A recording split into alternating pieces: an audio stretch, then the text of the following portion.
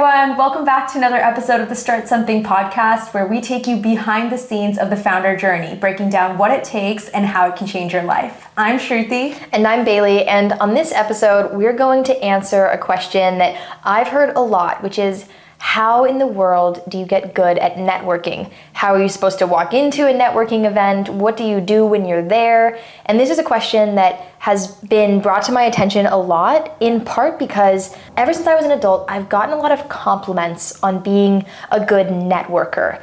And I remember the very first time that someone walked up to me was actually one of my instructors at Berkeley. She said, "Bailey, you are so good at networking. What is it that, what's your strategy?" And I remember being like, what? What do you mean? And I realized, I think for me, one of the things that makes me an effective networker is that I don't think of myself as networking. Exactly. When I walk into some of these rooms and I'm getting to know people, I'm not thinking about how can I ask them the right questions so that they like me? I'm not seeing them or treating them as a means to an end. I need to grow my network, so I need to go make these superficial relationships in order to do that. Instead, when I go into a lot of these events, I'm really focused on the people that I'm talking to, and I am genuinely curious about them. Now, if you're not curious about the people that you're talking to, there is hope. There is hope even if you don't feel curious at the beginning, because you can always find reasons to be curious about someone, even if they don't come to you right away. So whether it's an industry you've never heard of, that you have no interest in, we all have these shared human experiences that we can ask about. And even if you're getting a little bit broad, oh, hey, you've experienced a lot of rejection in your space. How do you deal with that? Going in and asking people questions that force them to be a little bit introspective, it gives them an opportunity to, one, think through that question and teach in a way, they're giving you an answer. And in teaching, they're actually able to learn more from the experience that they've already had. And so when you go in and you have really good questions that you're genuinely curious about, you give someone an opportunity to connect with you better, and that makes you memorable after the networking event, because our goal isn't just to go into these environments and try to meet as many people as possible. It's actually to walk away with new relationships. And relationships are built on listening and getting to know each other, on asking good questions. And so if you made someone feel like you were genuinely interested in them, then when you leave, they will continue to be interested in you. I had a mentor that shared that idea that it's more important to be interested than interesting. Yes. I've shared that idea a lot because it's had a really profound impact on the way that I see any room that I'm walking into, especially if I'm intimidated when I walk into the room and I feel like maybe I'm the least experienced person there, maybe I'm the youngest, I'm the only woman. Whatever the factors are, there are lots of reasons to be intimidated when you walk into a room. But if you know, I just have to be interested. I don't have to worry about whether or not people find me interesting or smart or any of these things. All I have to do is be interested in them. Yeah. And then I will walk away with some meaningful relationships. I will walk away having learned something. And the people that you met will be able to walk away having had a real, genuine, interesting conversation. And that is how you lay the foundation for a real relationship. Asking good questions, listening, engaging in people that you meet, and being genuinely curious about them. Yeah, so I was gonna just stop you right there, because something that I really resonate with what you've said, and a mistake that I've actually made in networking, which is also something I really wanna highlight, is back in high school, I used to send out 50 LinkedIn requests every single day. And in this LinkedIn request, I would send them a message, "Hi, can I get 15 minutes of your time?" And there's pros and cons to that, right? The majority of people are going to say no, but you're gonna get a handful of those people that do say yes. But what I realized is that I was networking because of this concept of having a big network, which I realized was a huge fundamental mistake. Instead, being intentional about who I network and how I network became the huge differentiator of my success in networking. So I'll give you an example of even last week. Actually, this is like a great 2 weeks ago, right? Steph Curry's sister and Ayesha Curry, Steph Curry's wife, both have a wine brand that they have together. And they got recently acquired, and they were having a celebration event to share their story. So I obviously bought tickets for that, and I showed up there because I wanted to have a conversation with Ayesha Curry, and I wanted to have a conversation with Steph Curry's sister. And at the end, when there's a Q&A section and you're allowed to go up to them, before I went to that moment where I went up to them and asked them questions, I researched everything about them. I knew their story inside out. I knew exactly what I wanted to ask them, and I came up with 3 questions about what is genuinely interesting to me about their story that I can relate to. And lo and behold, I actually got her email in the end and asked her for a coffee chat. So it's really interesting to see that if you put yourself out there in a very intentional setting and in a setting that you want to actually take action with someone, it makes a huge difference, right? I'm sure I'm adding to more to what you were saying over there, but yeah, and I love what you're pointing to feels like this quality over quantity mindset when it comes to relationships. Yeah. And I think when you have that mindset, you end up having a much bigger network because you're having these quality interactions with more people. And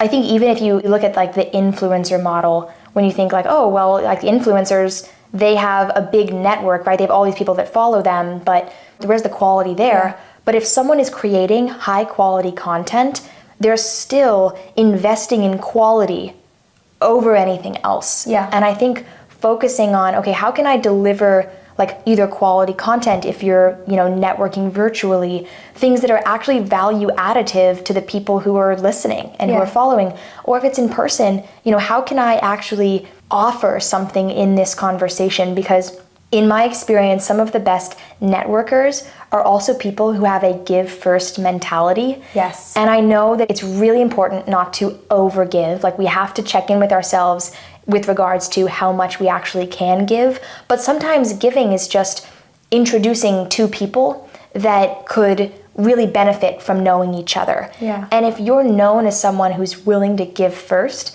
then people appreciate you and are willing to open doors for you as well. And so I think there's a real give and take relationship especially in a place like Silicon Valley, but obviously the digital world has made it possible to network with folks all over the world. But having that give first mentality signals to people that you're not just there to take. Like you're not treating everyone like they're a means to an end.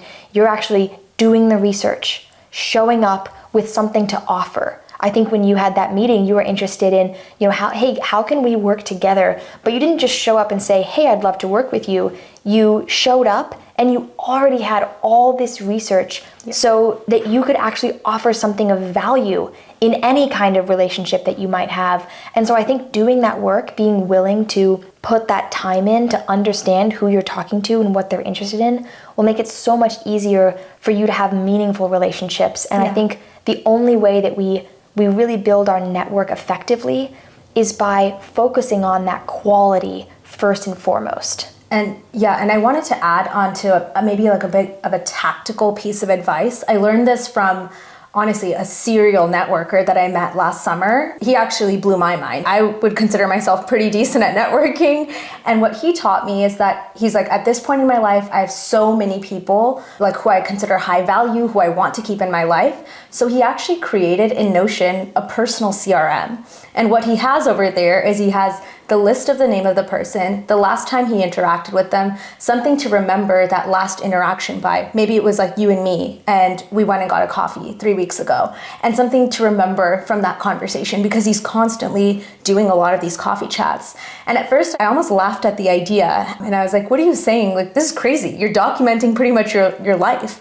And lo and behold, 1 year later, I'm sitting and creating a personal CRM for myself because I think it's actually, when you have so much going on at once, it's like the best way to remember. Let's say, there's like a necklace that you complimented me on, or like a shirt. Maybe I could go and get you that as a gift because I want to like do something nice for you, but I remember that because I was able to put that in that Notion document. Now, some people might judge this idea, so take it for what it is, but I think personally it's helped me a lot as I'm continuing to grow my network, and I really truly cannot keep up with every conversation that maybe I had 3 years ago and try to remember, what happened 3 years ago on April 12th. Right, absolutely. And can you define, just in case someone doesn't know, what a CRM is? You can do that. Okay, so a CRM is a customer relationship manager or relationship management system. Yeah. And it's just a way of, like you said, keeping notes about the interactions that you have with someone in order to ensure that you don't forget 3 years later that you had a conversation. And in the moment, you might think, oh, I'm totally going to remember that their kid's name, Ben and Sarah. But you probably won't remember that a month later. Yes. Or maybe even 5 minutes later. Heck, you may have forgotten their name already. And so documenting those things, when you go back and you talk to that person again, it's so much more powerful to ask someone, so how are Ben and Sarah? Than how are your kids? Yes. And so the reason that those are so powerful, those recall moments, is because you're signaling them that I was listening.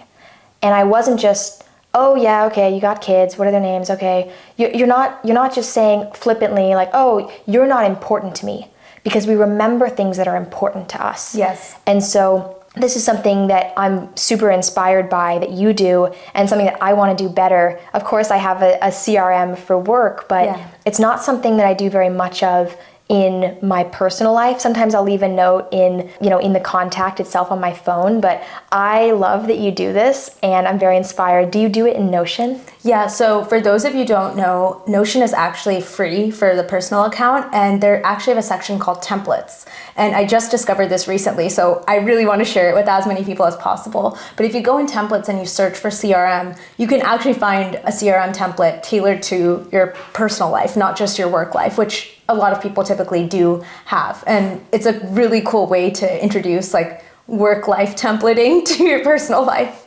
Yeah, that's actually totally brilliant. So I will start doing that. And I think the other thing that we're alluding to a little bit, but that we haven't specifically mentioned, is the follow-up and the next conversation is so important, because anyone can walk into a room and learn how to be personable. Anyone can walk into a room and learn how to ask good questions. But a very, very, very small percentage of people will actually follow up on those conversations. So if you want to separate yourself from like 99% of people, when you talk about following up, or maybe you bring up, oh, it'd be great to see you again, it'd be great to have another conversation.